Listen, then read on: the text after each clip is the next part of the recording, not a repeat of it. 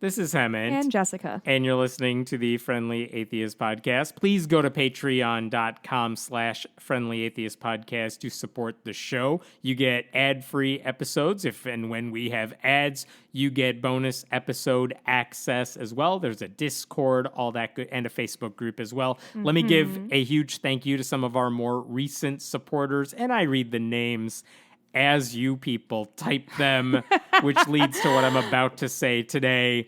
Thanks to Angie M., Jacqueline the Love Barris, Michelle K., Barris Carrie or Baroness? N., George Washington III, C1PH3RD, which I think is ciphered, maybe? Oh, no. I think you're thinking of C3PO. I am confused not. Again. Cheryl R., Autumn K., Bert N., Jackie, Robert T., Christopher P., Lothian 53, Johannes O., and Danielle Z. Thank you so much. Thanks, everyone. We really appreciate it. And since we are talking, I was debating which story to talk about, and there's a bunch of shit ones to talk about. But I think the only logical choice to begin with is the Georgia Guidestones. Do you have any idea what the Georgia Guidestones are?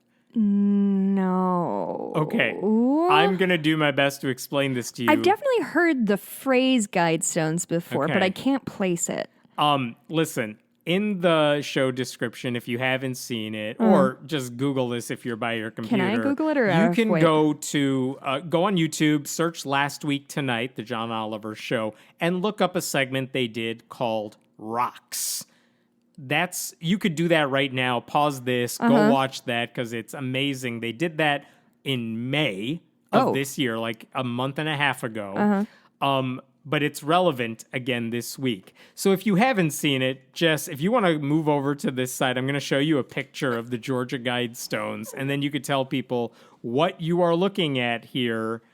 Tell people when you walk back, you're looking at the Georgia Guidestones in the middle of like rural Georgia. Can you go the other way? I need context. Yes, the context is you're in the middle of nowhere, Georgia, and then you just see what looks to be like Stonehenge, but with only a handful of rocks and writing on some of the rocks. It looks a lot like the War Memorial in Columbus, Indiana. Okay. It's a very similar thing that it's just like concrete or marble or whatever, just like sheer rocks that have writing on them that just goes straight up. They're very large. Yeah, they're and interesting this week, looking. On Wednesday, someone blew them up. And that's why this is in the news. With a bomb? With, like, some kind of explosion. No one was hurt, but clearly physically blew it up. Like, did not blow its spot up metaphorically. It was destroyed, and I think they ended up destroying the rest of it so it wouldn't hurt anybody. Oh, no. So the question is, what's going on? Here's the next thing you need to know. You know who is super excited that these things were destroyed? Conservative Christian politicians. One of whom, remember the babies guns lady who ran in Georgia, Candace Taylor? Yeah, I miss her. She was someone who very clearly said, if you elect me, what was she running for, governor? Like, if you vote for me, I will destroy this monument. So when it got destroyed this week, for reasons we don't know, we don't know who did it, we don't know why they did it, she was among the people very excited to see this thing destroyed. I am begging you to explain what Guidestones are to me. So here's the deal. How old do you think those stones are, this Stonehenge-like thing in the middle of nowhere, Georgia? I'm going to guess it's younger than we think. I'm going to guess it's from the 90s. Well done. It's actually a little older. 1980 is when those things were erected. And the weird thing is... But intended to look very old-timey, I assume. It does look very old-timey. You would think, like, this has been there for hundreds, maybe thousands of years. Yeah. No, it's 1980. Some mysterious dude put it up there. His pseudonym, anyway, was R.C. Christian. Very on the money. Whose property is this on? I don't know. Okay, that feels like important I think it was meant to be like a tourist trap. Sure. Maybe people will want to see it. And World's guess what? biggest They rocking do. chair. They totally come by there.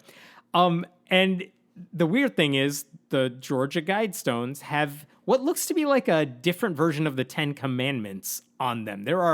One of the slabs has a 10-part message of things we need to do to live in a world guided by reason. And boy. then those 10 items are listed in like 8 different languages. And I think the idea here is in the future, even when everything else gets destroyed, this monument will still be around as kind of an instruction booklet for the people who are left behind or something like that. And so what are those 10 things on there? Because it's not the 10 Commandments. They include things like I'm going to make sure I get this right. Maintain humanity under 500 million in perpetual balance with nature. So the population. Maintain humanity under 500 million. Well, we blew past that. We very much blew past it. So some people would look at that What and say... year did we blow past that? The conspiracy theorists are like, oh no, they want to destroy all the 8 billion people on Earth and get it down to 500 million. There's another item on there that says, guide reproduction wisely, improving fitness and diversity.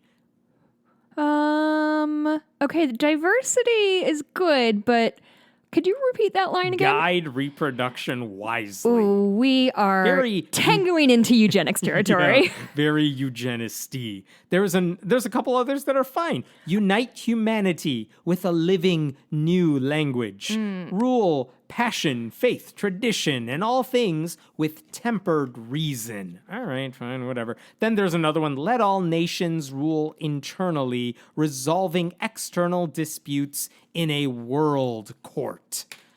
Very strange items. And so, anyway, the Guidestones go up in 1980. It's like, who the hell wrote this stuff? Because it's weird. Some of it's not that bad, but some of it's strange. Very specific, I would say. Specific. Like the population in 1980 was 4.3 billion. So that's not like it's not like half of what it is now, or we can't pass this. It's a very specific. I wonder if that's what somebody said was carrying capacity back then. Go ahead. I'm going to look that up. So anyway, this has been up for a while. We don't really know who put it up. The reason I mentioned the John Oliver clip is they kind of went through what the heck these things are.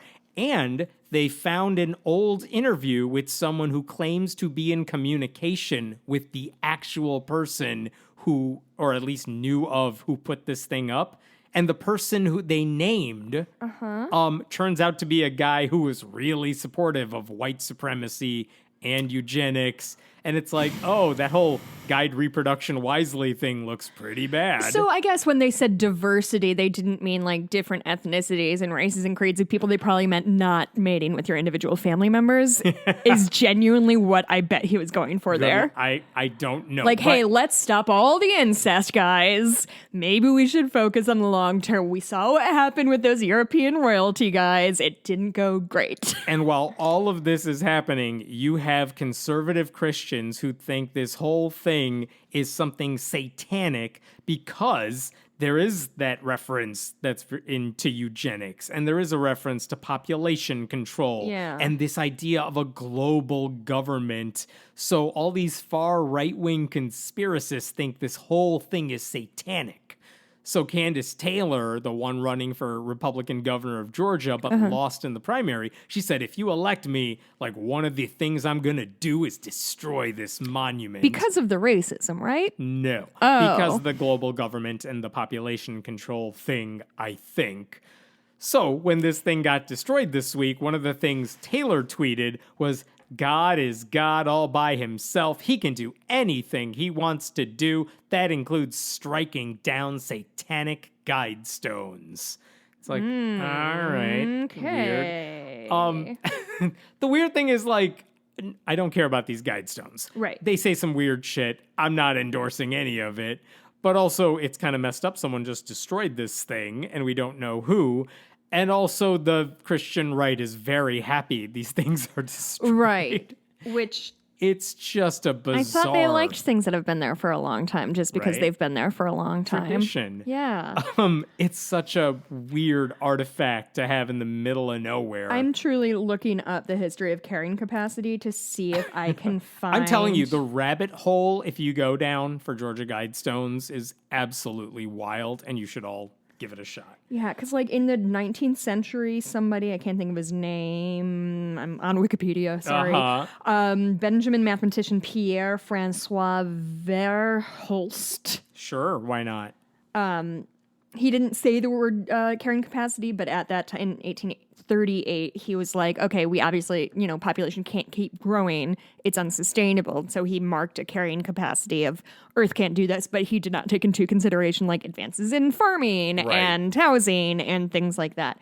Anyway, all that's to say is I was wondering if maybe that's what he said in the 19th century of like 500 million is the capacity. Hell knows. I love trying to find the logic though. You know what I mean? I love trying to like the logic of strangers who left you a like magical code of some sort. Exactly. Like it's very cryptic. I think I just genuinely in my heart want to think that there is an internal logic to most people's bullshit, and I just want to find it. Yeah. Let's jump to this strange but interesting news.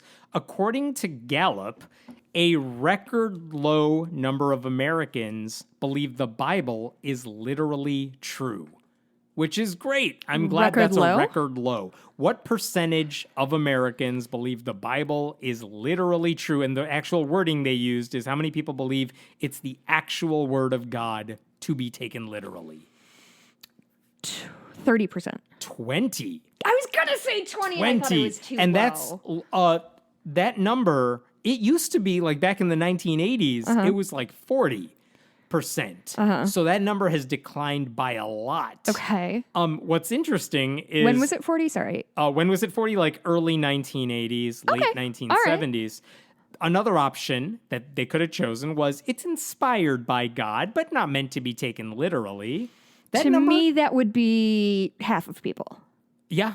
Yeah? Yeah, it's about 49% now, but that's been steady for like decades. That number has not budged. This has to be one of my highest success rates of guessing shit.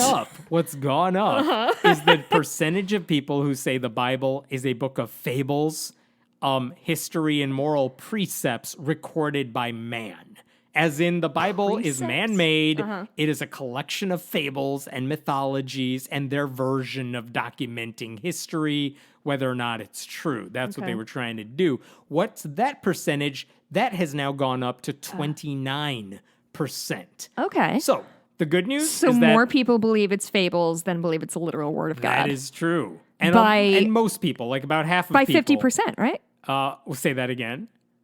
There's double the amount of people who think it's fables. You said 50% higher than the 20%. Yeah. Sorry, too much math. 20% say it's but you're right. 20% believe it's all literally true. 29% say no, it's not. It's absolutely just a random book that a bunch of dudes put together. And about half of America says it's a nice book inspired by God. Okay, fine. So good news is we're down to 20% of biblical literalists. Okay. Bad news is like I think every single one of those people is an elected Republican somewhere. But this is where it gets really interesting. Like I'm not that surprised that the numbers are moving in that direction because every poll you see says people are running away from organized religion. Even if they're not becoming atheists, they are becoming nuns, so to speak. So that's N-O-N-E-S, not N-O-N-E-S. N-U-N-S. They're moving in the right direction. One other thing Gallup pointed out is that decline in biblical literalists correlates with a decline in the number of Americans who say religion is very important in their lives. Oh, that makes sense. So it turns out if you don't think religion's that big of a deal to you, it seems like a lot of those people are saying, yeah, I don't believe the Bible is literally true, which makes sense. Here's what doesn't make sense to me. See if you can make sense of this. 16% of self-identified Christians, 16 said the Bible is a book of fables. And they consider themselves what kind of Christians? Just Christians. 16% of Christians said the Bible's a book of fables. That's a lot lower than I thought it would be. I thought it was higher. Like I'm sure there are some Christian denominations, Universalists, things like that, who don't take the Bible literally true at all. I was actually surprised it was as high as 16%. I would have given it a few percent, but man, 16. I just agree. I feel like the casually Christian people I know are like less I completely lost my train of thought because No, I it's wasn't fine. at the You're saying microphone. some of the Christians The don't take the Christians, Bible I know. literally Yeah, at I all. feel maybe I'm misinterpreting what they're saying, or they're not being truthful with me because they know I'm an atheist or know who I am or whatever. But like, I feel like the sort of people talk about the sort of the lessons and the morals and the metaphors of things, but maybe Which I would argue is part of that 49% of Christians who say it's inspired by God, but it's not literally true. So yes, Genesis is a metaphor. Yeah. Or it's an idea of what ancient people thought about the creation of the world. But the Jesus stuff they might believe in entirely. Sure. Even if they don't buy all the Old Testament flood type of stuff. Here's one that was even more weird than the 16% say it's a book of fables. 6% of non-religious people, the non-religious crowd, 6% of them said the Bible is the actual word of God. So those would be the kind of quote unquote atheists that they make Christian movies about. You know what I mean? Like those are the ones who are like, God, my wife died and now I'm mad at God. That makes me an atheist, which like is super not how it works, but Christians seem to think that's how it works. And so I think some of that's my guess. Who are these people who are like, I'm not religious. Is the Bible true? Yeah. Oh, yeah. I just don't Every word of it believe is in true. it. I just hate everything about Yeah, it. I don't know, my man. So, man, that's a level of cognitive dissonance that is wild. Oh, by the way, I'm going to be on God Awful Movies on Tuesday. As you should be. I'm going to plug it properly later, but if I forget.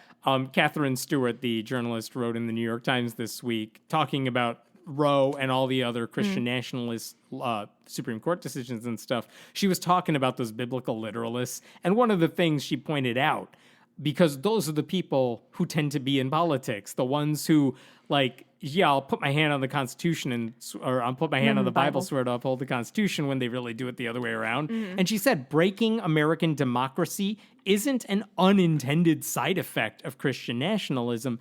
It is the point of the project, because these people want to make it biblical. They want the Bible to be true. Yeah. And again, what that says to me is, the number of people who are biblical literalists has declined down to 20%. But man, that 20% is so powerful. So powerful and so loud. Yeah, they make laws that affect all of us. We've seen it with reproductive rights, vaccine mandates, public school curricula, which we're going to talk about in a bit.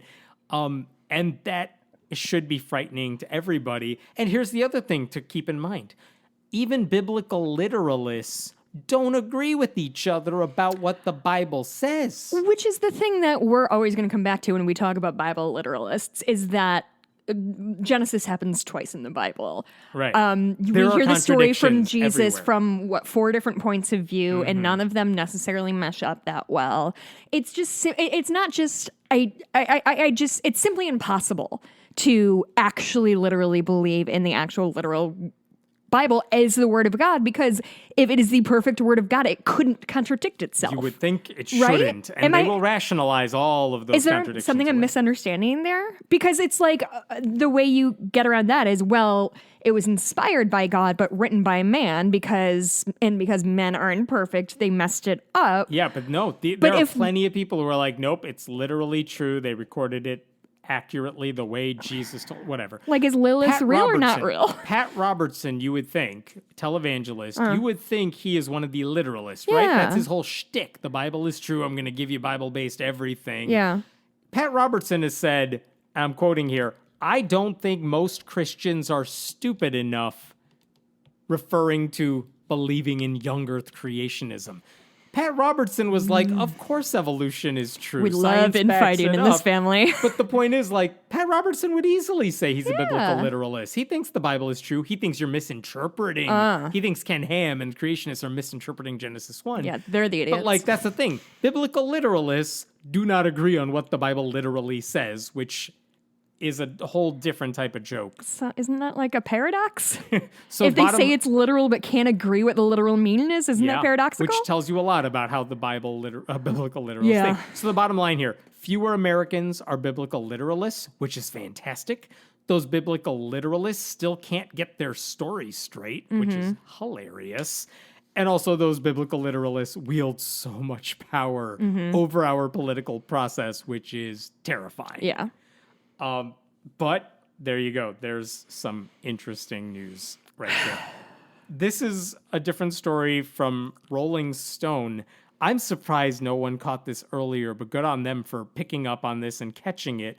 A couple days after the Supreme Court issued their Roe v. Wade ruling, there was a conservative YouTuber. She goes by Corinne IRL in real life. But she filmed like a 2-hour live stream that was like in front of the Supreme Court. The anti-abortion people were celebrating. We've talked about that musician, Sean Foyt, very anti-vaccine. He was in front of the Supreme Court singing. So if you watch the 2-hour live stream, it's a lot of people parading in the streets, celebrating overturning of Roe. It's just a live stream. It's not really organized or anything like that. And there's only a couple thousand people viewing it. Like in terms of YouTube numbers, it's nothing insane. And how many people would you guess are physically at the Supreme Court? If I'm watching through the video, it's not like it's jam-packed shoulder to shoulder. There are just people walking in the crowd. Clearly, they are there maybe for the Sean Foyt concert. Maybe they're there just because the Christian group said, hey, we're all gathering here. Come on down. Let's celebrate. Whatever. The point is, in the middle of this conversation, at one point, you could hear the person behind the camera, I assume Corinne IRL, speaking with a lady who's walking, marching, happens to be in front of her. And they start having a conversation. And this lady says out loud, here's the conversation. She says like she prays with the Supreme Court justices. And the YouTuber's like, wait, you actually pray with the Supreme Court justices? I do, says this lady. They will pray with us, those that like to pray with them. Some of them don't. And then the live streamer says, like, so do you, like, pray with them in their homes or at their offices? And she points to the Supreme Court and says, we actually go in there. And then later in that same conversation, this woman says, this is off the record, right? It's like, honey, you're being live streamed right now. And again, the YouTuber, who I believe is conservative, doesn't think any of this is weird. She just goes on with the live stream as if nothing's happening. Right. Rolling Stone magazine, a couple of writers for them, must have been tipped off or figured out, oh, wait, that's a big effing deal. Because think about this. If I told you the Supreme Court is about to hear a case that I have in front of the court, oh, and by the way, I just happened to be there last week giving them some food. I hung out. We had lunch together, me and the justices, a couple of them, not all of them. Wink, wink. Yeah, wink, wink. You would be like, well, that seems highly unethical because if you have something in front of the court, why are you fraternizing? Even if you're not like discussing the case, wouldn't that look weird? Yeah. Like if you were a justice, you would say, listen, I appreciate the gesture, but I should not be seen with you or hanging out with you for any reason because, come on, perception matters here. And yet this lady is saying, we pray with them. So who is this lady? Her name is Peggy Neighbor, and she happens to work with a ministry called DC Ministry, which happens to be an extension of the conservative Christian group Liberty Counsel, which is famous for being anti-LGBTQ. They're the attorneys that backed up Kim Rowan, in Rowan County, Kentucky, Kim Davis, that anti-gay lady. And they're people who wrote a brief urging the Supreme Court to overturn Roe v. Wade. This is all the same ministry. And now this lady who works for that group, Liberty Counsel, is saying, yeah, we go in there. We pray with them. Present tense is what she said. Isn't that effed up? That's what Rolling Stone was trying to call out. And so this is what's messed up about it. Rolling Stone's headline is SCOTUS justices prayed with her, then cited her bosses to end Roe. Because in the decision to overturn Roe, they cited Liberty Counsel's brief. They did, yeah. And again, the whole point of this is completely unethical at the very least. Yeah. Because if we were not talking about Christianity and praying, I think this would be obvious to everyone. Right? So Rolling Stone confronted Liberty Counsel with this article before they went live. And they're like, hey, Matt Staver, head of Liberty Counsel, what's up with your person here saying they pray? I'll read from Rolling Stone. The Supreme Court did not respond to a request for comment. Liberty Counsel's founder, Matt Staver, strenuously denied that the in-person ministering to justices that Nienaber bragged about exists. Oh. It's entirely untrue, Staver tells Rolling Stone. There is just no way that has happened. He adds, she has prayer meetings for them, not with them. Asked if he had an explanation for Nienaber's direct comments to the contrary, Staver says, I don't. Oh. He then that's that but then then. very specifically he added, we just would never do something like that. Which is what I want to hear from him. Of course, you should not be doing that because it looks improper at the very least. Right. So, and again, I want you to think about this. What is the analogous situation with some liberal group doing exactly this, but it's not prayer, and with the Christian and that the Christian right would not flip out about if they heard? Oh, it doesn't exist. Doesn't exist. So then Rolling Stone asked Nienaber. They got in touch with her like, hey, what's up with these comments you made? She said, I do not socialize with the justices. Oh, that sounds like the way she normally talks. Uh-huh. But then guess what? She has photos with Brett Kavanaugh and Clarence Thomas. Oh, those two. I'm so surprised it's those two. But then she actually referred to Clarence Thomas on Facebook as a friend. That was the word she used. And praised him for, quote, passing by our ministry center to attend church and always taking time to say hello. So she does kind of socialize with these people at the very least, or maybe she doesn't think prayer is a form of socializing, and that's how she rationalizes what she just said. One of her colleagues, Patty Bills, the director of constituency affairs at Faith and Liberty, which works with Liberty Counsel, she didn't want to discuss the ministry practices, citing privacy concerns. Sure. Bills would not, however, deny that Faith and Liberty ministers to Supreme Court justices. I never said we didn't. I just said we provide privacy, which is not helping your case. Wait, can you help me understand what the fuck is going on here for a second? In my mind, this Christian right group, a hate group, a group that actively spreads lies about gay people, abortion rights, everything, in order to get these justices and politicians to pass laws against it. It turns out they're meeting in secret with Supreme Court justices to, quote unquote, pray with them. And as far as we could tell from her comments and the way she casually said them, it's like something that is ongoing. And now, confronted with their own words, they're like, we don't do that. Why would you think we'd do that? After Rolling Stone published their story, Nienaber, basically fessed up. She acknowledged her remarks and conceded that she has prayed personally with Supreme Court justices. Okay. Despite speaking in the present tense on the live stream, she said, my comment was referring to past history and not practice of the past several years, saying during COVID, I couldn't even go in there even if I wanted to. So it's been a while. But again, this means she went from bragging about it to saying, I would never do something like that, to, okay, I did, but it was a while ago. But she wasn't lying in any of those, right? No, Yeah. I wasn't lying about it. By the way, there's a video on YouTube from 2019 in which she points to the Supreme Court and says, yeah, we go in and pray with the justices. This just happened. It's not that long ago. Yeah, whatever. And then yet Matt Staver's happening. we would never do something like that.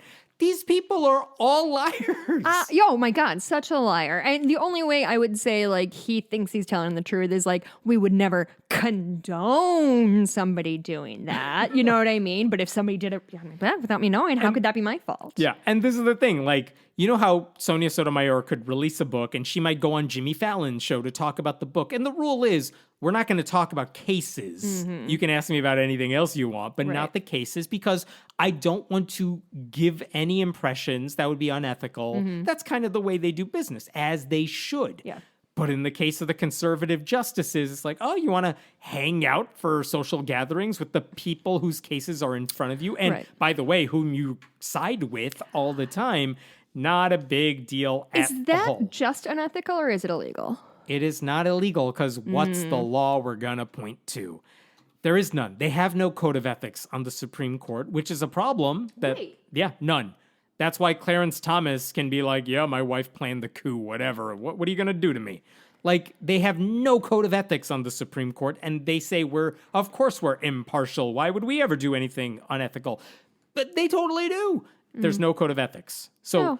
all of this, Well, that's cool that the foundation of our country has nobody to there's no one guarding the keep hen house there. them And here's the thing about praying. honest. Even this is if neat. This feels good. I feel good about things. Even if, let's say, Liberty Counsel's people Yeah. met with these Supreme Court justices, let's say all they did was pray, even though one guy who used to work for the organization and is now kind of critical of the cozy relationship between the Christian right and politics, he said, when I was there, yeah, we met with Supreme Court justices. This is like late 80s, early 90s. Actually, I upped that a decade.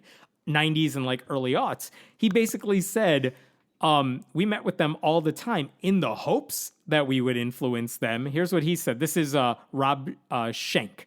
He said, to pray with the justices was to perform a sort of spiritual conditioning. The intention all along was to embolden the conservative justices by loaning them a kind of spiritual moral support. Which is totally true. That's exactly what you would think. They don't have to say, hey, justices, hope you rule this way on the Roe v. Wade case. No, they just say, hey, justices, let's join in Jesus that he will remove evil from the face of this country. Wink, wink, nudge, nudge. Oh, guess what? That is exactly how they ruled. And again, I go back to, can you even think of what the liberal version of this story would be that doesn't involve prayer and that Christians on the right would be totally fine with because they use the same excuses as these people? Again, if the ACLU said, yeah, we just go give a pep talk to the liberal justices every so often just to pat them on the back and say, you're doing a good job, how that would be I hope you continue to protect the freedoms of our citizens. Wink. But I'm not telling you to do anything. There's no version of that the Christian right would not flip out over. And yet we're supposed to act like this is just prayer. It's fine. And of course, on the right, if you criticize any of this, they're going to be like, what do you have against Christianity? It's all a problem with the Christian right. And yet they're not just rigging the system, which they've already done on the court. Right. They're basically urging and connecting with these justices to vote how they want you to vote. It's just so rigged, and it's incredibly frustrating because I don't think there's anything you can do to put a stop to it. Yeah. Before we keep going, are we going to talk about the Highland Park shooting? I don't know what to say about that shooting that happened in the northern suburbs of Illinois. I do have a thing I wanted to talk about regarding guns in general. Okay. But I don't know what to say. Like, people sent us some nice messages saying, like, I hope you guys are okay because it happened in your state. We don't actually live near Highland Park, so it's... The Chicago suburbs are very big. Yeah. But man, I mean, it's locally speaking, just thinking about 4th of July stuff, like, yeah, it's the only thing neighbors were talking about. It's the only thing anyone here, because it was 4th of July. So it's like, are you going to the fireworks? Maybe I'll just stay at home and watch them from the backyard or something. Yeah. I think the main thing I want to emphasize is that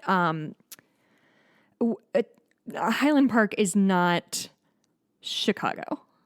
I just want to be very, very, very clear about that because we're About already an hour north if you were driving. We're hearing a lot of people say, well, Chicago. The reality is Highland Park is not only pretty far away from Chicago, especially like going straight north from Chicago takes for fucking ever. It's also one of the wealthiest suburbs, not just in the Chicagoland area. Michael Jordan lived there when he was on the Bulls. Yeah. This is a nice place. It's where, what's his face? It's not John Waters. What's that mother? John Hughes. Yeah, a lot of movies are filmed there. Yeah. Like, it's quintessential Americana suburbia type of place. Imagine that. Which is to say, house from Home Alone, like that kind of neighborhood. You can't write this off as something that happens in a dirty city somewhere. No, this is a pretty wealthy suburb. Yeah, it can happen anywhere. Yeah. And, people talk about the violence in Chicago, which is what it is. And often use Illinois specifically in Chicago as a example of why gun laws don't work. Because no matter what, they still have guns in Chicago, which is just such a hilarious misunderstanding of how states work. Like, what So we're bordered by Indiana and Wisconsin, which both have pretty lax gun laws. I don't know about Iowa's, but we're surrounded on most. Missouri, I can't imagine, is doing a lot in the way of gun restrictions. So I mean, Chicago anyway is next to Indiana, and a lot of the guns come from there. Yeah, in that's the where case they of the all come Highland from. Park shooter, his dad legally got him the gun. Legally. Which says the laws are not good enough. Even in a place where guns... where there are laws against guns, need to be more strict. Yeah, the cops had been called to his house in the past. Yeah. Like, he had a record. And this was a parade. It's not like cops were not present if you're thinking, well, if you just have more cops, this will be fixed. It's a parade in a city. There are cops everywhere. I do not know how they think this would have been stopped. And I also want to say that when we talk about, okay, we need tighter gun legislation, well, that wouldn't have stopped this one. Maybe not. But just because we can't stop everything doesn't mean we should stop trying. Like, I feel like it's the same way of, like, we're all saying you can't stop abortion. You can stop safe abortion because we understand that people don't always adhere exactly to the law. But for people, but Republicans are still happy to be like, well, who fucking cares? Then if they die, they die. They die breaking the law. Right. Whereas with guns, it's all of a sudden, we can't make laws because people won't do anything about it. And it's like, well, I don't know. It sounds like that's a you problem and not a me problem. Yeah. Sounds like I would still like to walk down my street without thinking I might get sniped. Yeah. But you're worried because a man bought his criminal son an automatic weapon, who the son had said he wanted to inflict violence. I think the dad said something like, I didn't think he would do this. You bought him a weapon. And this motherfucker ran for mayor, by the way, the dad. Yeah, he did. He was a failed mayoral candidate. So we're not talking about people like white trash people or people whose parents weren't around it's a family. It's a regular American family, and their son murdered people, and they gave him the tool to do that. And if that man isn't prosecuted, I do not know what we are doing. I did appreciate that Pritzker, the governor, has just gone all in against gun violence, saying the things I would want him to say. It's so weird to have a billionaire governor who on paper seems to be what you don't want in politics. Right. And yet he is as progressive as I could have hoped for. Yeah. Meanwhile, the Republican running for governor in Illinois, hours after the shooting, does a campaign video at a separate Independence Day parade where at some point in the video he's like, yeah, horrific tragedy. Let's move on and celebrate. It's like, the fuck is wrong with 7 people died. Let's move on. Yeah, just messed Honestly, up. truly, there have been... The thing that happened on the 4th of July as well is the evening, it got pretty stormy and not great. So a lot of people didn't set off fireworks, which I was very excited about. And I was like, oh, good. Maybe they actually got the idea that fireworks are fucking terrible and pointless and stupid and dangerous. But now the last... What's today, the 6th, the 7th? The last few nights. Fireworks every fucking night. My poor dog. I fucking hate this stupid country. We can't even celebrate things well without harming people. Can't even celebrate the thing we don't even want to celebrate to begin with, because who has independence anymore? While we're talking about misinformation, I'm going to talk about this other one that I saw last week, and it pisses me off because I saw right-wing websites running with a lie, and they all just feed off of each other. I know. It's not that they're lying. Of course they lied. I was like, I wonder how many right-wing sites are going to pick up on a lie. And here's what I want you to pay attention to. It's not the fact that they lied. It's how it originated, because I think that's what's telling about this story. Here's the accusation. Here's the headlines on all these right-wing sites. The Biden administration wants to promote atheism worldwide. It's like, where the hell are you getting this from? Well, that doesn't even pass the smell test. No, not even close. So here's what's going on, because I dug into this because I'm like, there's no way the Biden administration is promoting atheism. Yeah. I promise you they're not. They are not that interesting or cool. So what the hell's the actual story here? Here's the story. The U.S. State Department has a division called the Bureau of Democracy, Human Rights, and Labor. And their job, they want to spread democracy and human rights around the world. Because it's going well here. That's a good thing. You want the State Department to work on spreading democracy and human rights. All well and good. One of the ways they do it is they say, for example, we want to make sure we are protecting this problem in this country. So, for example, they have we want to assist freedom of expression in Morocco. Or we want to promote religious freedom in Burma specifically, which is majority Buddhist. And they say these are the things we want to achieve. We want to make sure people who are not part of that majority religion have a voice and they feel safe and things like that. I wish they did that here. Right? So it turns out they have dozens and dozens, if not hundreds, of projects like that that they put out there. And they say, we have $500,000 for this project, and we are giving away 1 or 2 grants that help us achieve this goal. And these are the types of things we want to see happen. These are examples of what you could do. If your organization thinks you have a way to make it happen, apply for the money, and if we approve it, we'll give it to you. That's how they work. So, in April of 2021, over a year ago, they put out a request saying, we want to support religious freedom globally. Fine. I'm going to read to you the actual website, what it says.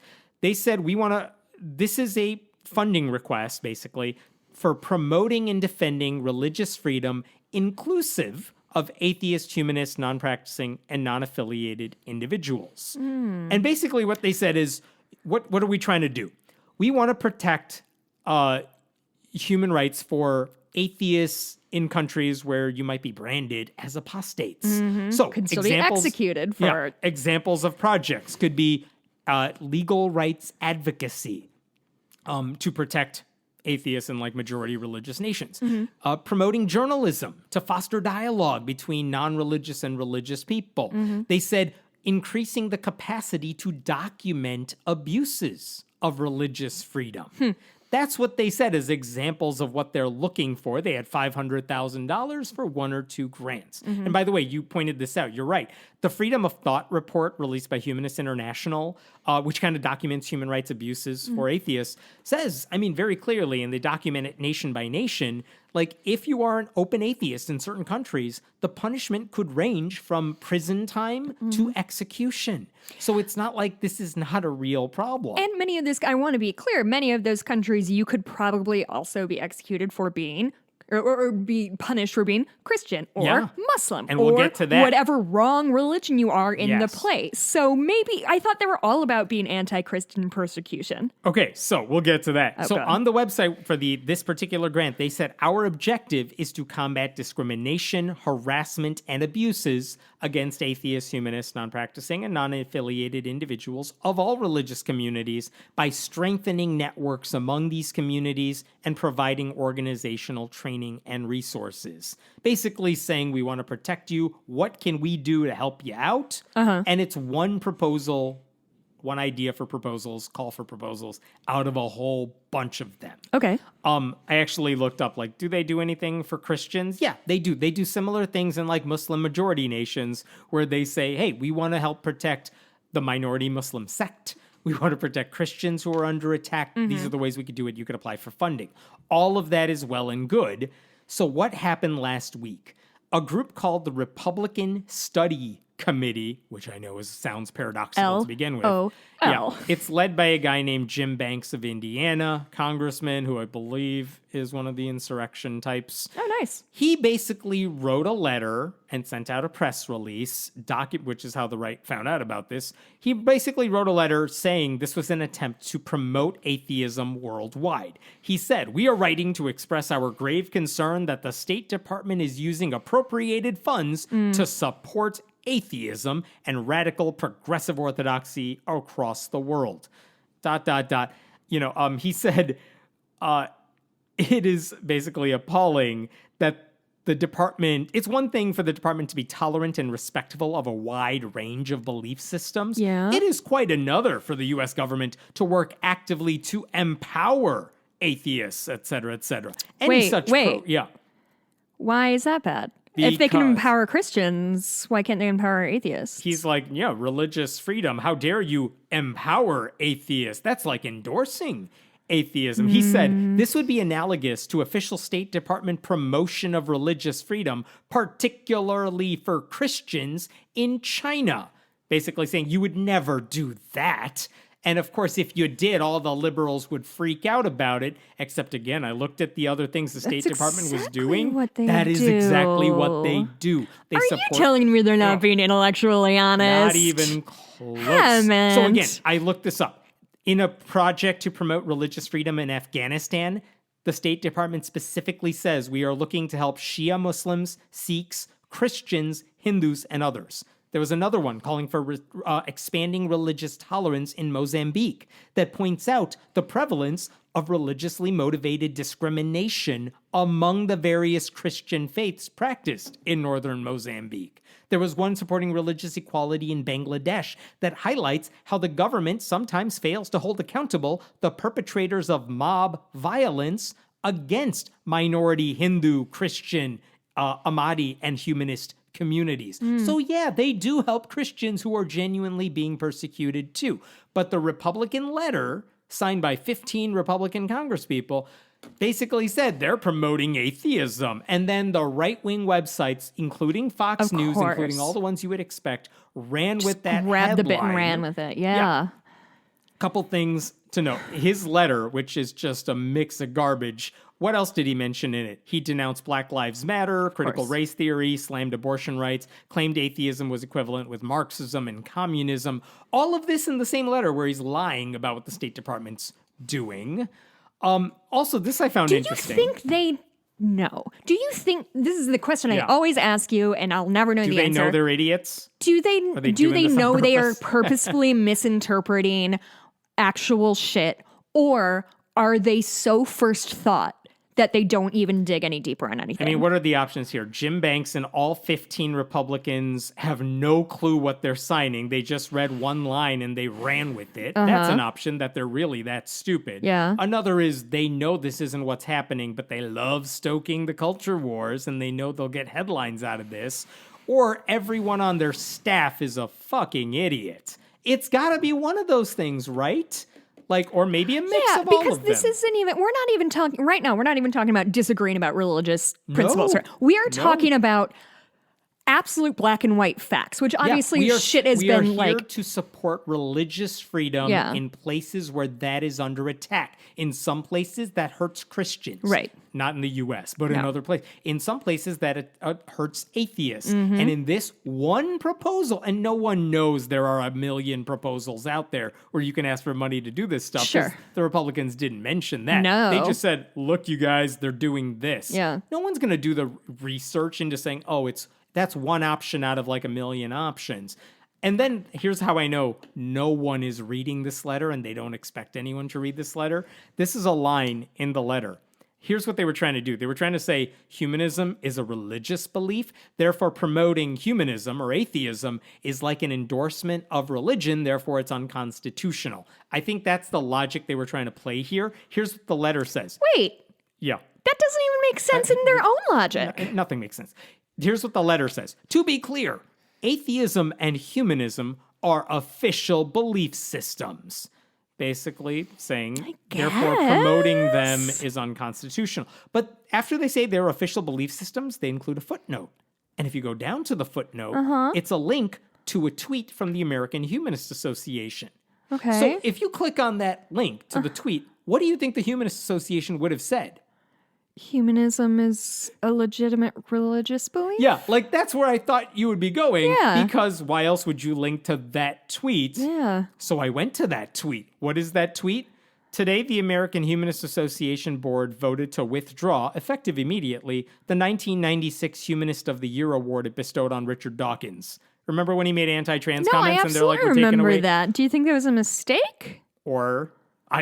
This is what they linked to they're say that humanism is a dumb. religious belief. They That just had pointed to to be a random AHA tweet. Again, ugh. is everyone incompetent? Are they this stupid? Or do they just know, listen, no one's going to read the letter and look at our footnotes, so let's just throw in anything we can. Here's the thing, Hammond. I've had a lot of jobs. I'm 36 years old. I've lived many lifetimes. I think they're all idiots. I have worked with more woefully incompetent human beings than I care to think about right now, and they all fucking got promoted. Genuinely, like, there's my husband's old job, the CEO who's been in place for 5 years, has fucked the company up through incompetence. I think that we should not assign malice where incompetence is more likely. I mean, I think they're also malicious. I'm so tempted to say they're both ignorant and malicious, except one of the people who signed this letter is Dan Crenshaw, Republican from Texas, who's the guy with the eye patch. He gets so much praise from like mainstream media outlets because occasionally he will say Marjorie Taylor Greene or Lauren Boebert. Right. He's like, they're idiots. Right. Don't listen to them. They're insane. And it's like, yes, look, someone's calling out the crazies. It's like, no, he is one of the crazies. So he also signed on to this letter. Okay, so all right. I guess I thought he was not a lunatic. The worst? Yeah. Yeah, no, he is. Here's the last thing. That's At the disappointing. very end of this 3-page letter, Jim Banks and the other members of this committee asked a series of 12 questions they wanted the State Department to answer for them, basically giving them homework over their conspiracy theory. Here's one of the questions I just want to point out to you. Why should Americans support the State Department in promoting a belief system, the adherents of which remain a small minority in the United States? Okay, first of all, that sentence is a nightmare, grammatically speaking.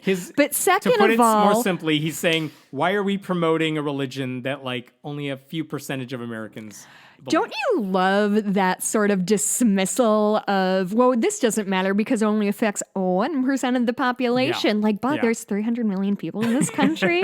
I know math isn't your favorite you thing, would think but the people who cry like religious freedom, Yeah. that's what matters. And here he is saying, yeah, but there's only a handful, like 4% of America is atheist.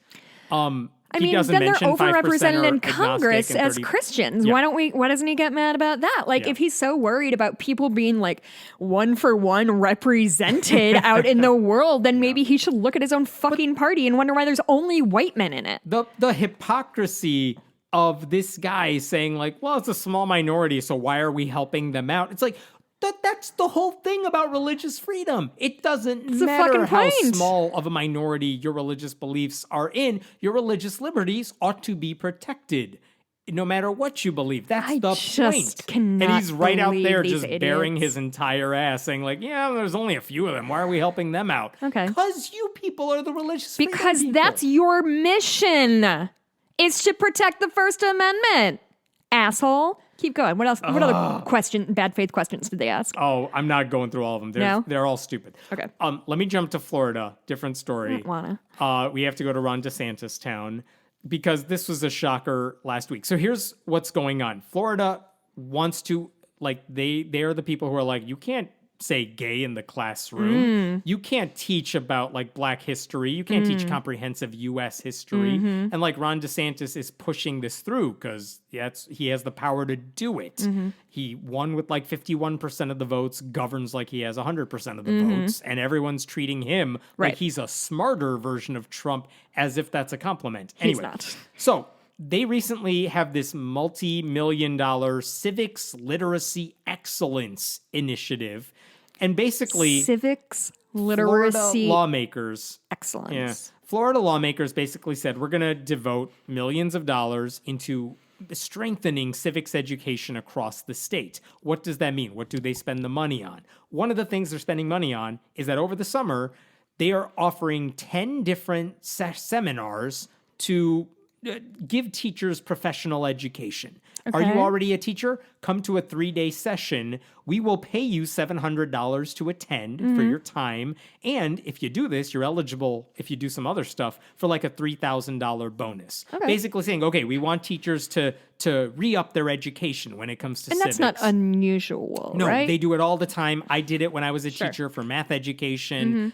If I was teaching an AP class, for example, advanced placement class, there was a different seminar I could go to make sure I'm up to date on what the test teaches, and I got paid to attend those things. Normal thing. Yeah. That in itself is not a problem. But they're giving teachers enough incentive to come to one of these 10 seminars. The first seminar happened a couple of weeks ago. Uh-oh. And people got a hold of what they were teaching Uh-oh. in these seminars. So according to the Miami Herald, it turns out, first of all, these workshops were developed with the help of Hillsdale College. What is Hillsdale College? It's a private Christian school in Michigan. Michigan, known for spreading bullshit American history that sounds like the David Barton-esque sort of hate like David Barton. white Christian nationalism history where all the founders were amazing, devout Christians. Right. And don't you dare say otherwise. Don't you dare say otherwise, and make sure you definitely still really care what the founding fathers thought. That's most important to Barton. Also helping develop this thing, the Bill of Rights Institute, which happens to be a group founded by the Koch brothers, which That's gives such to a the weird right-wing, coincidence. campaigners. And okay, so there are all these slides they used in the presentations, and the Miami Herald got a hold of the slides. They say things like, misconception. The founders desired strict separation of church and state. Like, we got to make sure people don't think the founders wanted to do that. They also said things like, when did the founders' original intent begin to change? And then bullet point. Like Engel v. Vitale, 1962, American Legion v. American Humanist Association, 2019. They're saying the founders... What were those cases? Those were cases that are big church-state separation cases, where they said these things like helped separate church. They got prayer out of the classroom. You couldn't force your religion on kids. And maybe now we're starting to see this with the Supreme Court. Right. We are returning to what the founders wanted. Right. Where do our rights come from, says the slide? Well, the Declaration says we're endowed by our Creator with certain inalienable rights. They refer to God as protection of divine providence, supreme judge of the world. Like, it's a very God wants America. God loves America. The Bible and the Constitution and the Declaration of Independence go hand in hand. Congress shall make no law that's not in the respecting an teachings. establishment of religion or prohibiting the free exercise thereof or abridging the freedom of speech or you're reading of the press, Constitution and it doesn't or matter the right of 'cause people to it doesn't peaceably assemble apply and to petition these the people. government for redress of grievances. Nope, doesn't matter. The Miami Herald interviewed... That's pretty clear, isn't it? Yeah, 12th grade government teacher, and one of the teachers who attended the session said it was very skewed. There was a very strong Christian fundamentalist way toward analyzing different quotes and different documents. That was concerning. Another teacher said there was this Christian nationalism philosophy that was just baked into everything that was there. Oh, Jesus. And here's the thing, and this is what I'm afraid of. There are excellent teachers who realize what's going on here. They know this is Christian nationalism. They know this is bullshit whitewashing of American history, and they're not going to fall for it. No. They're going to teach classes as they should be taught. Right. But imagine if you are a younger teacher who doesn't have a lot of background in teaching this stuff. Imagine if you're just like, well, these are what the educators and the state say we need to make sure our kids know. We follow this stuff, but most people don't follow this stuff. They're learning the wrong thing as teachers, which they are then going to turn around and teach to their students with all the best of intentions. And that is the game here. The state is using taxpayer-funded money to spread misinformation to these teachers who will then pass it along to Florida students. And not only is that bad for Who the will country, then become teachers. I mean, it's bad for the Rinse, students too, repeat. because if I'm a college admissions counselor, it's like, oh no, this kid got history lessons in Florida and they want to be a history major. I don't think they're going to be suited for our school. Like, it's bad for the kids too. And they don't have any clue what they're in for. Americans United for Separation of Church and State filed a public record request saying, we're not going to sit by while politicians smuggle white Christian nationalism into public school curriculums under the guise of good citizenship. Freedom from Religion Foundation wrote a letter to the state's Department of Education commissioner calling for more accurate training materials, which I kind of want to be like, oh, that's adorable of you to try. I don't think it's going to help.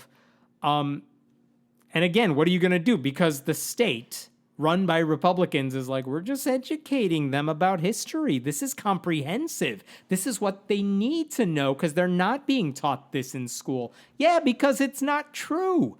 And who can stop them from doing it? Because this is the way Christian nationalism gets smuggled into the classroom.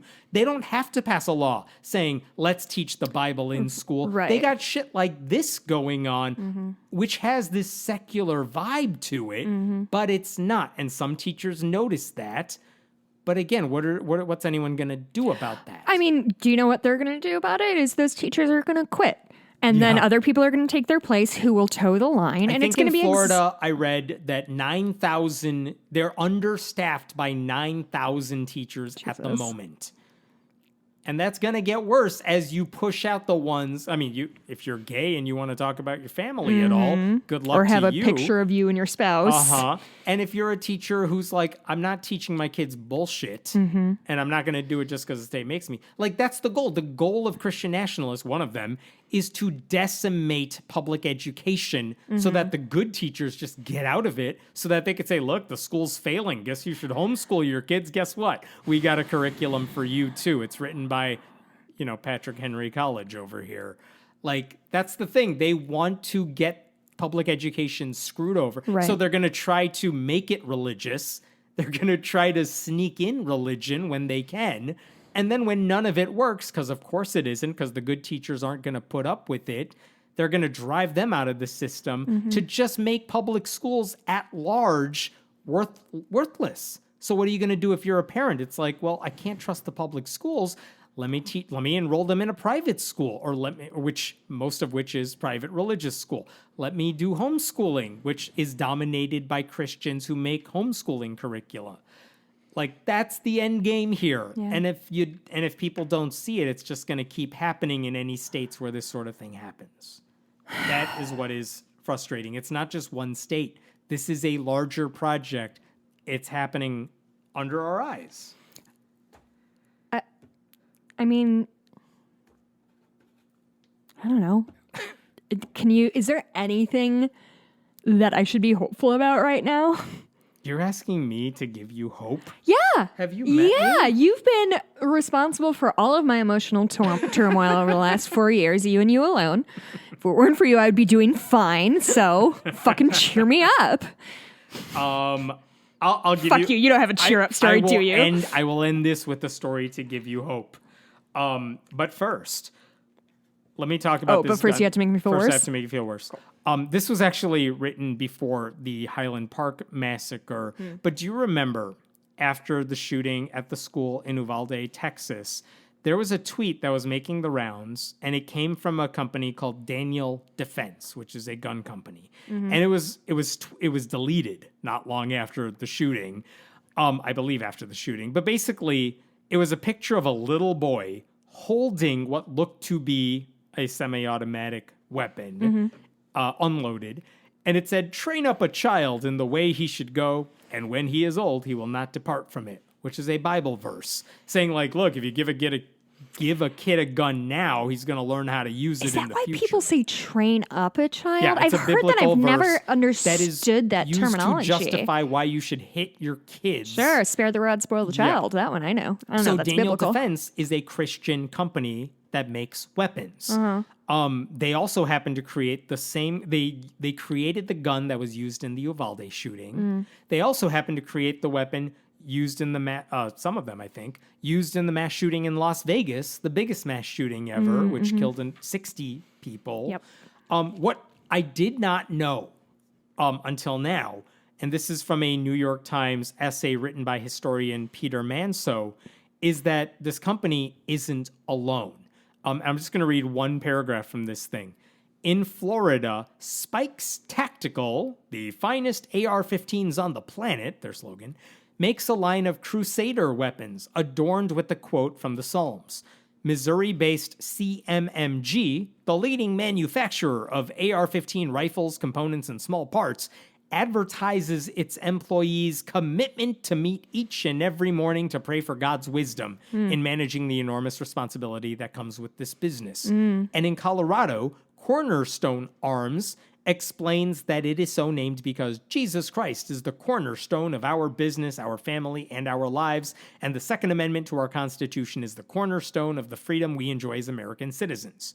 For many American Christians, Jesus, guns, and the Constitution are stitched together as durably as a Kevlar vest. Basically saying, these things, it's not one Christian company making weapons that kill people in mass shootings. A lot of them do it. He pointed out white evangelical Christians have a higher rate of gun ownership than any other religious demographic in the country, including non-religious people.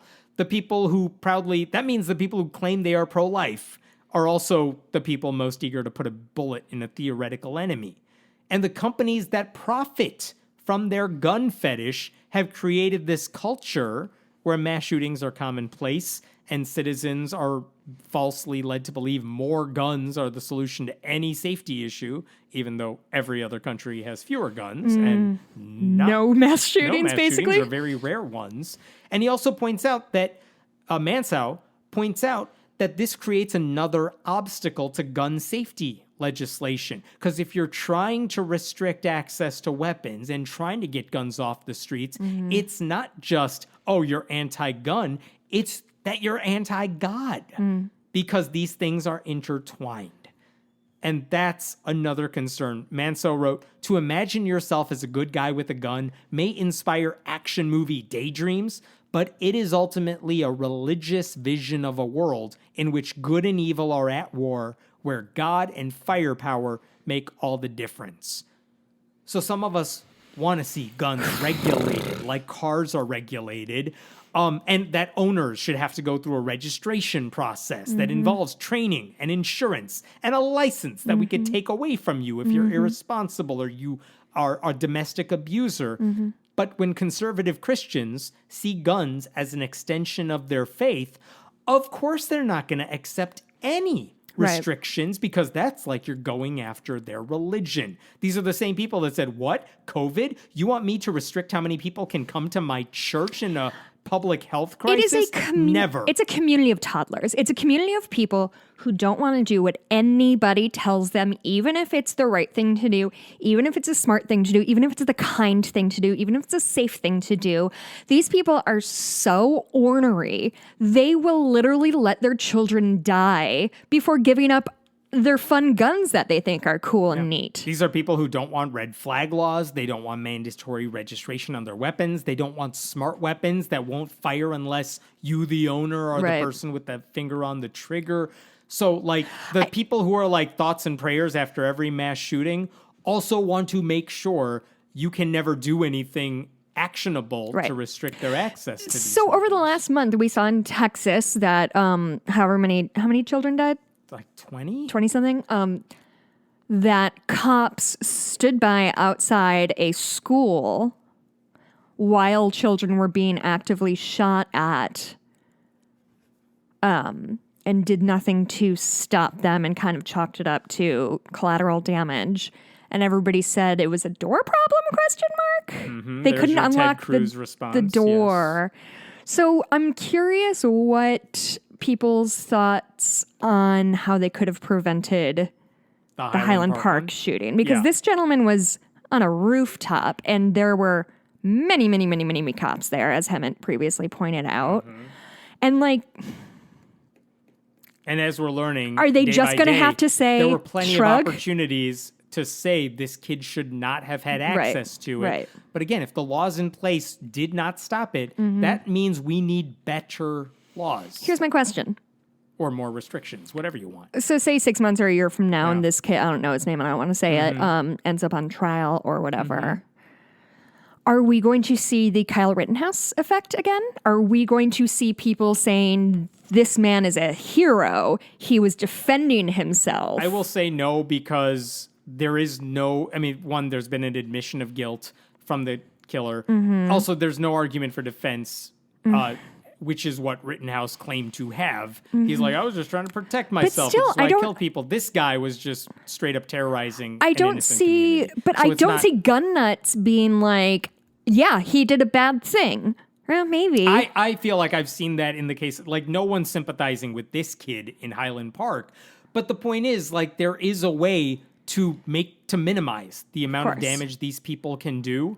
But not only is there political opposition to it from Republicans and not nearly enough aggression from Democrats and other progressives, you have a religious angle to these things that makes it even harder to pass because these things are intertwined. How do you solve that? I mean, I think one thing that has to happen is that Christian pastors who don't belong to the wingnut part of their faith have to speak out against this shit. But I'm afraid a lot of them won't, for the same reason they won't speak out against QAnon or like political extremism, because that's now a good chunk of their membership. Yeah. And they can't risk alienating half their church. And they think that's a bigger problem than just telling them the truth, which is your guns are fucking stupid and you are an idiot if you have them. You don't need that type of weapon for hunting. You don't need it to protect yourself. None of you have protected anybody with these things. No. You're all insane. Stop it. They're not doing that. No. They won't do that. And they're the voices people are in churches might listen to or leave. I hope they leave then. Like, get them out. Yeah, it's just hard, man. I don't know. Like, these people have no sense of longitudinal thinking. I think that is the main problem, and I want to go back to my lead theory again. They want to create an apocalyptic world because they think if everything bad is happening here, Jesus will return. I know people joke about this online. It's like, if you think Jesus is coming back, you should not be anywhere near elected office. No. It's not a religious test thing. It's a joke.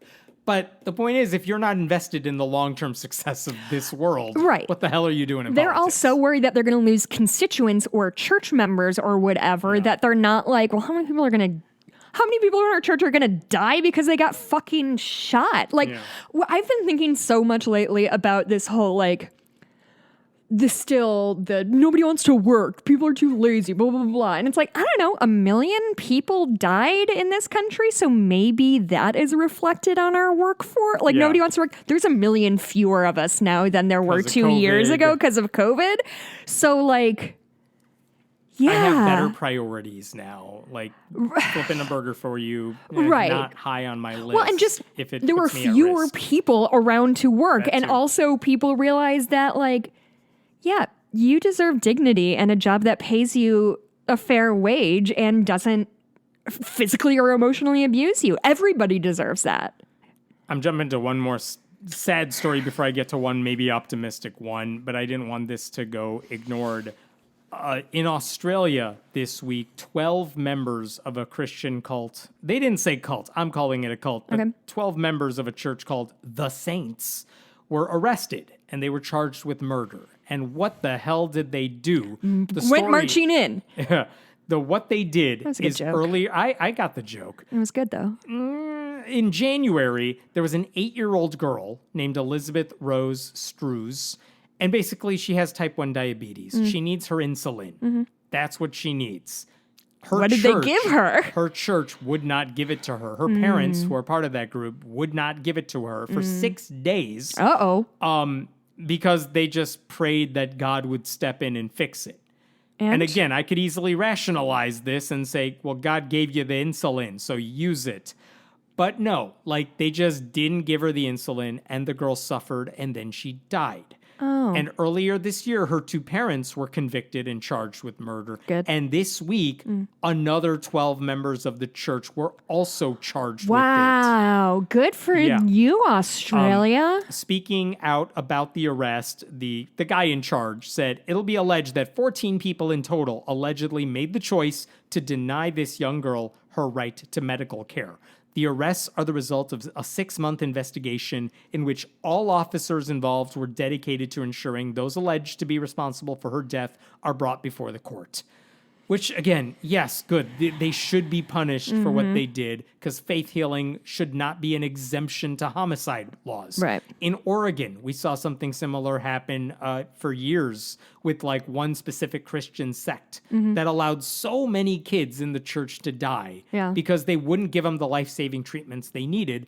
And I believe Oregon correctly changed the law to make sure those people were punished for what they did. Because some states had laws saying faith healing is an exemption because you genuinely wanted the kid to get Which better. really that should have been the first thing we fought against. Maybe nobody has the right to let their kid die on purpose. So I hope it goes on. I should point out that the family in question has like 6 kids, and the oldest is 23. The oldest kid's name is Jade Strews, the 23-year-old sister of Elizabeth, and she's been on a quest over the past a couple of years. She's openly lesbian. She basically ran away from home a while back. She's independent now. She's trying to get custody of the 5 other siblings now. And she's openly been speaking out about her youngest sister. She said, they're extreme, they're small, controlled. Speaking of the church, she left the cult at 16. Good for her. That's got to take so much bravery. Seriously. Those kids would be safer with her at 23 than they clearly are not with the parents. So I don't know what's going to happen to the dozen people arrested. They were in court this week. We'll see. But man, it's always upsetting when that one happens. I promised I would leave you with a mildly optimistic one. Oh, I thought that was my mildly optimistic note that they got arrested. Interesting story out of British Columbia in Canada. Here's the question. Let's say you are part of a religious group where you have elders and they keep tabs on you. They keep files on you. So if you imagine for a second, like you're at a Catholic church, you go into the confessional booth, you say stuff. Imagine they kept notes on the things you said. They don't, do they? They do not in the Catholic Church, but in the Jehovah's Witnesses, if you are accused of committing some sort of sin, you might have to have a meeting with the elders in your, quote unquote, like in your version of church. Okay. And it turns out there are 2 people, their names are not important, but 2 people were members of Jehovah's Witness congregations over the past 10 years. And they left. One of them left in 2014, one left in like 2017, the other left in 2009. And they said, well, they left, they want access to their files. And the fear here is not that the church has like biographical data, like we know where you live and stuff. That's not the concern here. It's that we think you have files that say, here's what we were accused of, or here's why we might not be good people. You know how they get disfellowshipped and shunned when you leave the cult? Well, I want to know what you're telling people. Like, well, he did some things, and therefore you should not congregate with this man who has left our church. They say, well, in our province, there are privacy laws that say I control my personal information. Okay. There is actually the province's Personal Information Protection Act, which says you control your data.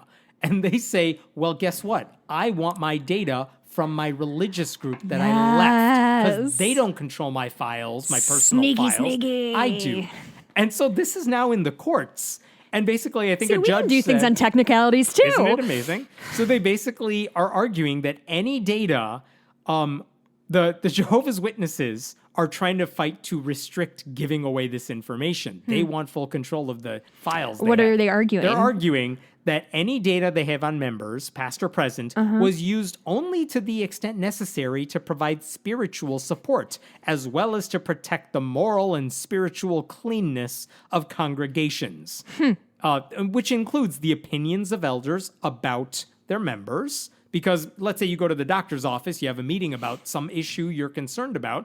Doctors not only keeping like your height, weight, that side of information, they may write down, well, I saw this rash and I think it could be this. So I asked for this test. And it's fine if it's confidential and stuff. But imagine if your doctor met up with other people in your family, like, well, I saw this person and that's what they would do? They could, theoretically. I mean, what justification are they going to give you to say you shouldn't hang out with this other person? They told me. Yeah, because I heard they did a thing that was wrong. I can't tell you what it is, but it's like, I don't know. I don't know what they do, but that's the point. Right. who should control that information? These two guys are saying, I should control the information. So I'm not going to get into Canadian law because I don't get it. But basically, the witnesses are saying these are religious secrets, no different from what someone might confess to a Catholic priest in a confessional booth. So we shouldn't have to give it to anyone. Remember, like there were laws saying if some abuser confesses in a confessional booth, I abused a child, then the priest should be a mandated reporter. And there were laws saying, yeah, like teachers are mandated reporters, priests should be too. And who fought those laws? The Catholic Church fought those laws.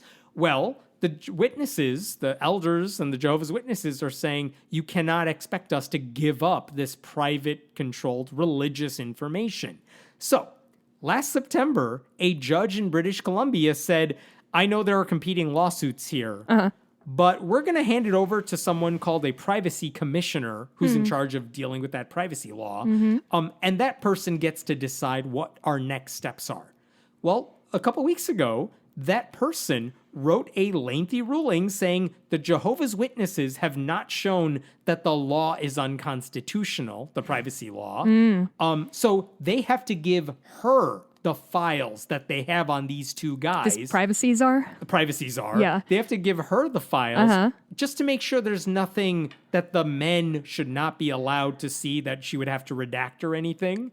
But that's kind of where we are here. She's saying the witnesses tried to say the law itself was unconstitutional because they should be allowed to keep secrets as for religious reasons. Yeah. And she's saying keeping secrets is in our constitution, so it must be in theirs. Yeah. And she's saying, no, that's not an argument that's going to fly here. Give me the files and she'll decide where to go next. She wrote, once I have the opportunity to review the records, I will be able to decide what personal information in them the applicants are entitled to access under the law. That decision will also consider like, blah, blah, blah. That's all legalese. But interesting. What the Jehovah's Witnesses want to do would undermine and defeat the privacy laws that are in the province. So the British Columbia Humanist Association, I should say, called that decision by the privacy czar a victory for secularism and the rights of apostates and those who live religious communities. The executive director, Ian Bushfield, said in a statement, this is a big win for the rights of individual congregants and the ex-religious. The congregation's arguments, the Jehovah's Witnesses arguments, if adopted, would have meant that any religious group would have an extraordinary exemption from their obligations under privacy laws. It would give religious leadership incredible powers to coerce current and former members. And they're saying, you don't get that right. Once we leave, we're taking our information with us. Good. So you can't do it. I hope that's what they end up doing. We're still in the middle of it. But a little silver lining in the midst of all this stuff. Oh boy. I know, it's a lot. Where do we find you? Well, next week you can find me on the podcast God Alpha Movies. It will be out Tuesday, which is the 9th, 10th, 12th? Next Tuesday will be the 12th. So you can hear it there. It was very fun to record. You can always find me on Twitter at Jess Blimke. You can find me at Hem and Meta on Twitter. Go to onlysky.media for a bunch of articles by me and a lot of other people. We have a bonus episode coming right up. I have no idea what we're talking about in there. I can tell you some things that I'm thinking about. The Ren Fair is coming up. This show, The Landscapers. Okay. Oh shit, that's all I wrote down. Because the other thing I wanted to let you guys know is I'm going to start like locking my shit down on Facebook a little bit more because I deserve to have some privacy. So I thought that is going to be a new thing. So if I unfriend you, go ahead and follow me. I am only going to be friends with people I am actually friends with because I'm really fucking sick of people thinking that I am their personal debate opponent. I actually have things to do with my life and I am unable to let anything go if somebody is wrong. Let's add that to the bonus. I want to talk about privacy. Okay. All right. Let's add that then. All right. Yeah, that's it. Go to patreon.com/friendlyatheistpodcast to support the show. Oh, wait, you can leave a review. I have it pulled up. Don't worry. It's not going to take a long time. Very okay. engaging listen. You can always leave a review on iTunes from Thanks. Friday. Wait, I think I did this. Did I do T-Rex Loves Sugar Cereal already? I don't know, but let's hope it's a good one. Okay, as a small blue dot in a sea of red southern nuance, I look forward to this pod every week as a respite from the religious fervor all around me. Thanks, Hemant and Jessica, for all of this info you share through engaging conversation, and thanks for being an ally to underserved community. And then a handshake emoji. Oh, thank you. So we shake your hand back. All right, we'll see you next week. Okay, goodbye.